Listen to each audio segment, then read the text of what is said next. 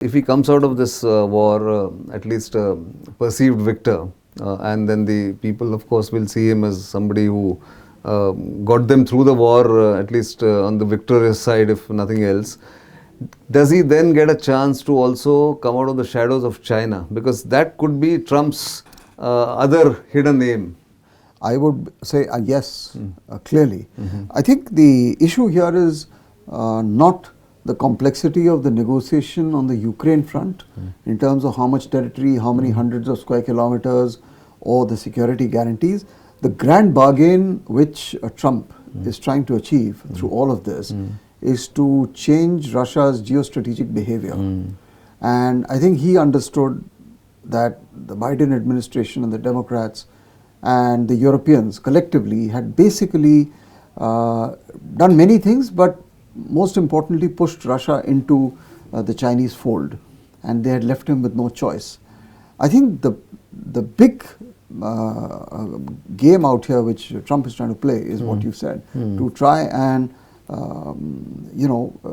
wean away. Wean away is a word to use. We could use different words, different expressions, but the idea was not to take the Russia-China relationship as a unbreakable or undisputable fact of life. This is typical Trump. He wants to address the big problem. He wants to get in where no one else wants to get in. Right. And the more complex the problem, the greater he enjoys it. And the simplicity of his solutions. And the simplicity. Because he knew that what Putin wanted basically is that Ukraine shouldn't join NATO, and the NATO forces shouldn't be on the Ukraine soil, as well as he wanted the war stopped. Because see, on the NATO-Ukraine relationship, I have been in also a lot of contact with various Europeans. Right. There was never any proposition or proposal for Ukraine to join NATO. I don't think that was on the cards. It was on the media hype and all that. But in reality, I don't think it really goes there.